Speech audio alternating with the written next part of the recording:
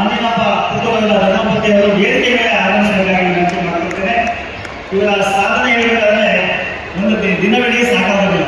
ಇಂತಹ ಉತ್ತಮ ಸಾಧನೆ ಏನಪ್ಪ ಪ್ರತಿಭಾ ಪುರಸ್ಕಾರ ಇರುವುದು, SSLC ಮತ್ತು PUC ಉತ್ತಮ ಅಂಕಗಳನ್ನು ಪಡೆದ ವಿದ್ಯಾರ್ಥಿಗಳಿಗೆ ವಿಶೇಷವಾಗಿ ಪ್ರತಿಭಾ ಪುರಸ್ಕಾರ.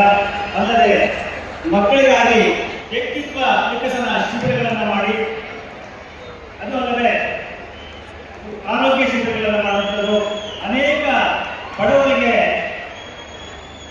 ಬಟ್ಟೆ, ಉಚಿತ ಊಟ, ಬಟ್ಟೆ ಎಲ್ಲವನ್ನು ಪ್ರತಿ ವರ್ಷ ನೀಡ್ತಾ ಬಂದಿರುವಂತ ಸಾಧಕಿ ಅಂದರೆ ತಪ್ಪಾಗಲಾರದು ನಮ್ಮ ಸಹೋದರಿ ಕರುಣಾರವರು. ಅವರಿಗೆ ಎಲ್ಲರೂ ಕೂಡಿ ಅವರಿಗೆ ಒಂದು ಸನ್ಮಾನವನ್ನ, ವಿಶೇಷವಾದ ಸನ್ಮಾನವನ್ನ ಅರ್ಪಣೆ ಮಾಡಬೇಕಾಗಿ ನಮ್ಮ ವೈಜ್ಞಾನಿಕ ಸಂಶೋಧನಾ ಪರಿಷತ್ ವತಿಯಿಂದ ನಾನು ಕೇಳ್ಕೊಳ್ತೇನೆ.